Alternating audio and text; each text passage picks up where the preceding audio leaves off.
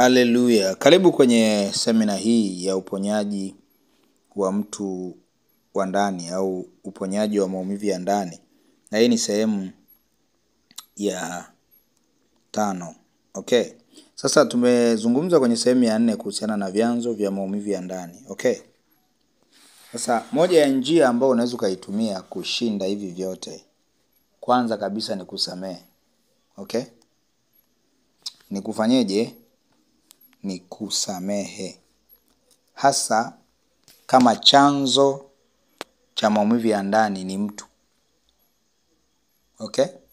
So sehemu hii ya 5 tutazungumzia nguvu ya msamaha kwenye maumivu ya ndani. Nguvu ya nini? Ya msamaha kwenye maumivu ya ndani. Kama maumivu yako ya ndani yamesababishwa na mtu, yani alikufanyia kitu kibaya, awe mzazi, awe mtu tu, mpenzi, mmeo, ndugu, alisababisha ukawa na uchungu, ukamchukia, ukawa na hasira. Kuna wengine, kuna wachungaji manabii wa uongo waliwaibia, wakawachukia watu wote, wachungaji wote, watumishi wote. Kwa hiyo anaishi kwenye uchungu, anawachukia, akiwaona tu anatamani kuwapiga mawe. Maana yake ni maumivu ya ndani yaliyotokana nini na watu. Maana yake ambacho kitakufanya wewe utoke hapo ni kitu kinaitwa msamaha. Karibu sana sehemu ya 5. Mimi naitwa Mwalimu Franki. Tumshukuru Mungu. Baba, asante kwa ajili ya watoto wako. Sifa, heshima na utukufu vina wewe hata milele. Naliinua jina lako na kulitukuza. Asante Jehova, asante Mungu wangu mwenye nguvu. Naomba ukatawale wewe sasa siku ya leo. Takasa fahamu zao katika jina la Yesu, wakasikia yale uliyokusudia. Amen. So sehemu ya 5 ningependa nizungumzie nguvu ya msamaha. Nguvu ya nini? Ya msamaha. Nataka nikuambie kitu kimoja. Moja ya sababu ya kwa nini watu wengi wanaombewa, wanafunguliwa, alafu mapepo yanarudi, ni kwa sababu yanatumia mlango wa kutokusamehe. Yaani ni hivi, nikikuombea hujamsamehe huyo mtu, hata kama utapona sasa hivi, baada ya masaa kadha wa kadha yatarudi.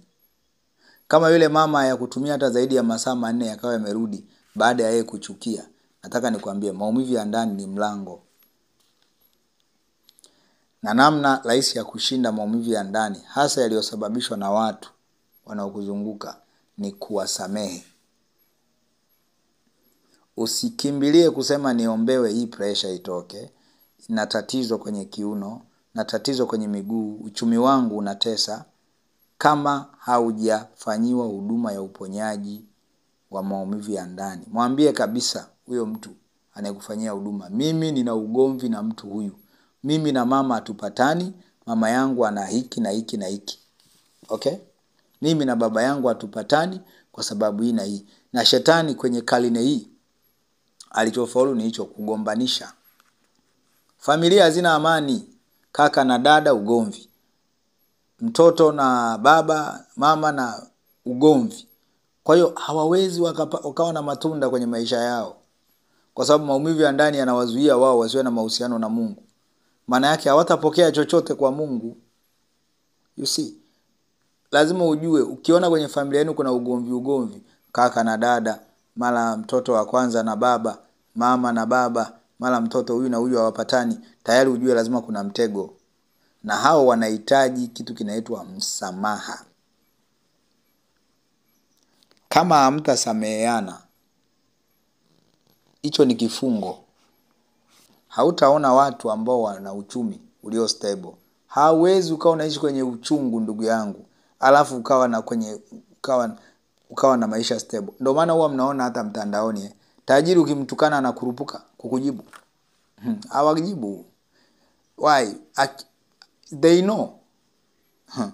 Wanajua kutuliza mioyo yao. Mimi nimekuja kujifunza nikagundua these guys ambao wako duniani huku wanatumia principles za kwenye Biblia.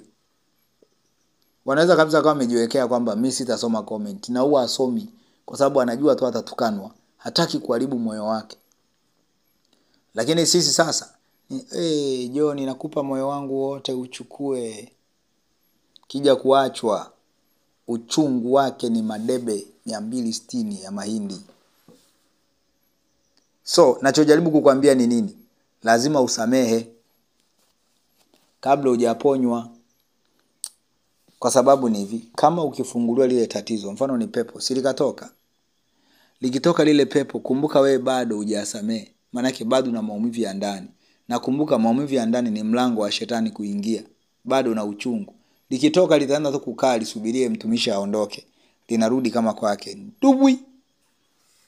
Ndio maana kila siku mtu anaombewa, anapona, anaugua tena. Wengi wameshindwa kusamehe. Kabla hujaenda kufanyiwa huduma, hakikisha umefanyaje? Umesamehe wale walio kukosea. Okay, na ukiombwa msamaha, kubali. Ngoja nikuonyeshe kitu ili ugundue kwamba mtu ambaye hajasamehe hawezi akapokea uponyaji. Biblia inasema kwenye Mathayo 6:14 hadi 15, kwa maana mkiwasamehe watu makosa yao, na Baba yenu wa mbinguni atawasamehe ninyi. Bali msipowasamehe watu makosa yao, wala Baba yenu hatawasamehe ninyi makosa yenu. Sasa kama Mungu hajakusamehe, maana yake ni nini? Ile dhambi bado ipo. Kumbuka dhambi ni ukuta kati ya Mungu na mwanadamu. Kama dhambi haijaondoka, Mungu hawezi kuingilia kati. Sio, umenisikia hapo? Kama Mungu hawezi kukusamehe mpaka umemsamehe huyo mtu, maana yake dhambi haitaondoka. Ndio maana wanawaambia hakuna mtu mwenye dhambi nyingi kama mtu ambaye hajasamehe. Yaani mzinzi ambaye anazini at least kwa sababu huwa anatubu anasamehewa. Tofauti na mtu ambaye hajasamehe. Kwa sababu hata akiomba msamaha hatasamehewa. Na kwa sababu hiyo ukuta ule wa dhambi unazidi kuwa mkubwa. Hapa ndo utaomba mpaka utatoka jasho na uone matokeo. Mtumishi, mimi naomba sijaona majibu. Kumbe hujasamehe watu. Isaya 59:1, tazama mkono wa Bwana haukupunguka hata usiweze kuokoa, wala sikio lake si zito hata lisiweze kusikia, lakini maovu yenu yamewafarikisha ninyi na Mungu wenu, na dhambi zenu zimeuficha uso wake msiuone, hata hataki kusikia. Wewe ambaye hujasamehe, maana yake ni nini? Mungu hajakusamehe hizo dhambi. Kwa kila siku unafanya dhambi, remember, maana yake unazidi kurundika ule ukuta pale mbele. Ule ukuta unazidi kuwa mpana. Maana yake sikio la Mungu sio zito, lakini hata kusikia kwa sababu ya dhambi. Sio kwamba hakuoni, anakuona. Lakini ameficha uso wake kwa sababu ya nini? Ya dhambi. Utaomba, utafunga, uone matokeo. Hata ukienda kwa mtumishi kampa Roho wake Mtakatifu, Roho Mtakatifu atafanya kwa sababu ya huruma. Litatoka hilo pepo, lakini litarudi. Sometimes huwa inakataa. Inagoma kabisa. Inagoma. Kuna mtu akikuona tu atakwambia nenda kwanza kamuombe msamaha huyo mtu. Hii kesi haiwezekani. Maandiko yanasema kwenye Luka 6:27b hadi 28, wapendeni adui zenu, watendeeni mema wale ambao wanawachukia ninyi, waombeeni wale ambao wawaonea ninyi. Yaani ni kweli anakuonea. Kwenye ofisi kila siku anakupa kazi za ajabu ajabu, hataki uwepo. Huna haki ya kumchukia. Huna haki ya kumbeba. Ukimbeba my friend, huna tofauti tu na mtu ambaye, sawa ukimbeba huna tofauti na mtu ambaye alikutukana akakupiga na makofi. Yaani kubeba ni kubeba, haijalishi amefanya nini. Awe anakuonea, kuna wengine sasa ananionea kila siku, alinitukana, alifanya hivi. Huna haki ya kumchukia adui yako. Kumchukia adui yako ni kwenda kinyume na maandiko. Kwenda kinyume na maandiko ni kuwa chukizo mbele za Mungu. Lazima wapende maadui. Na ngoja nikwambie, ili somo nimeliweka hapa kwa sababu gani? Wengi wameshindwa hapa. Wanafikiri wanaweza wakasamehe kwa nguvu zao. Lazima upige magoti muda mwingine mwambie Mungu, naomba unisaidie. Naomba neema ya msamaha. Wale tuliomba hayo maombi ya saa 9 usiku. Kama ulikuwa unanisikiliza niliongoza maombi kama haya. Sema amina kama unanielewa. Sema amina kama unanielewa. Kwa hiyo msamaha ni kitu cha msingi kuliko unavyofikiria.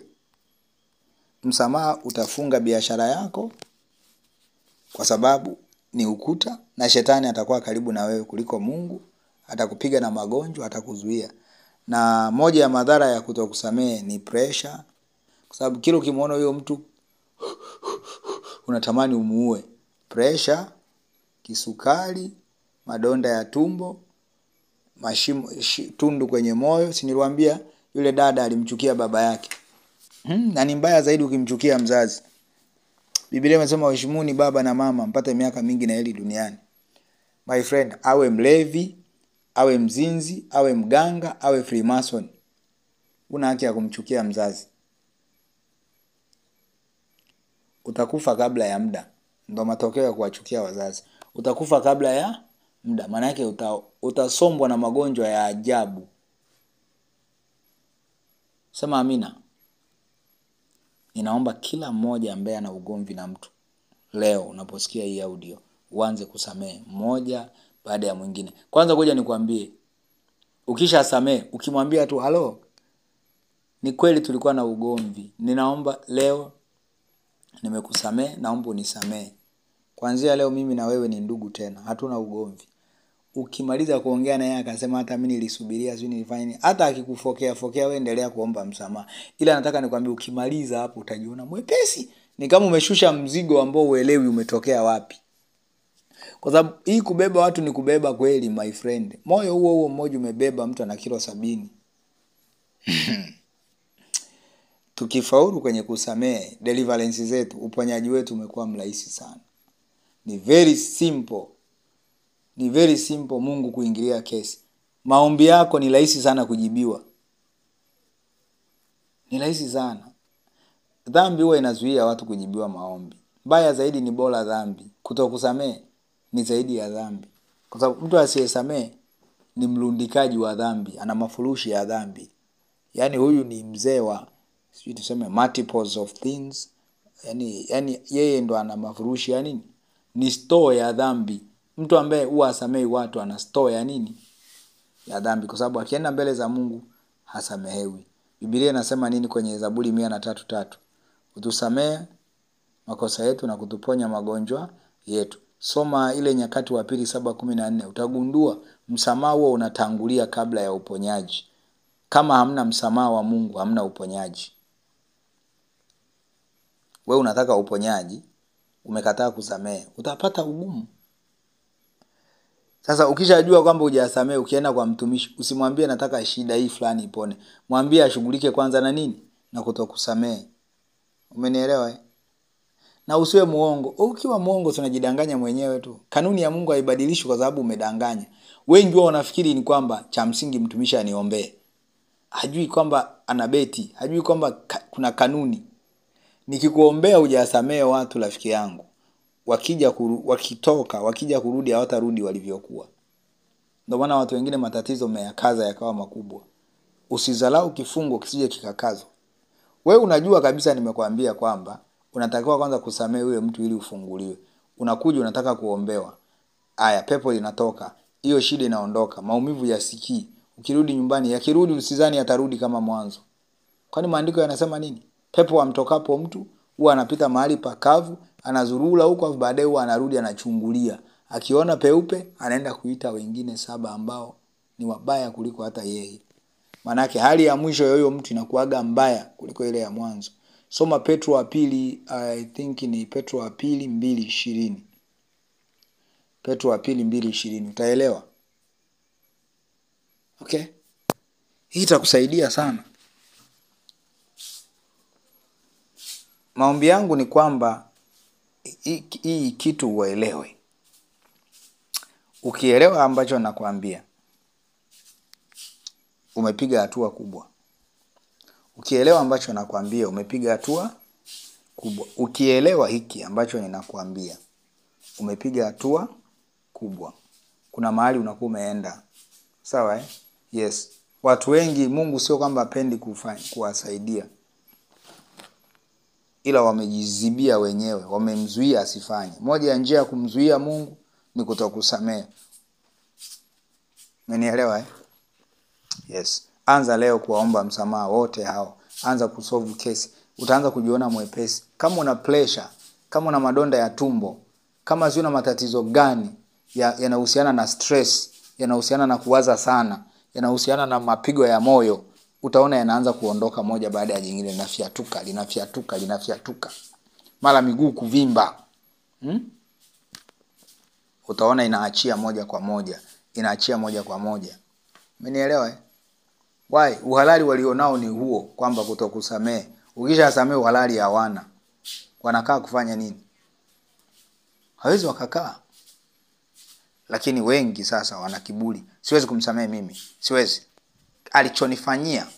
Wewe unajua Yesu alichofanywa ni nini? Alikuja kuwaokoa afu akamuua. Na bado alisamehe. Ukielewa hiki kitu kitakusaidia. Hallelujah. Hallelujah.